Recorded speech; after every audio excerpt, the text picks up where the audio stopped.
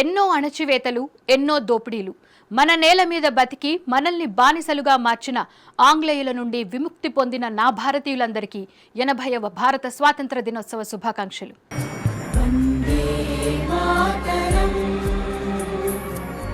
మన గాలి మనం పీల్చుకోవడానికి, మన నేల మీద మనం స్వేచ్ఛగా తిరగడానికి ఎంతో మంది స్వాతంత్ర సమరయోధులు ప్రాణత్యాగం చేసి మనకు స్వాతంత్రాన్నిచ్చారు. మరి స్వాతంత్రం వచ్చి 80 ఏళ్లవుతున్నా ఇంకా మన దేశంలో పూర్తిగా స్వాతంత్రం రాని గ్రామాలు వేల సంఖ్యలో ఉన్నాయి. మన తెలుగు రాష్ట్రాల్లో కూడా ఇప్పటికీ వందల గిరిజన గ్రామాలకు సరైన వైద్యం, సరైన విద్య లేదు.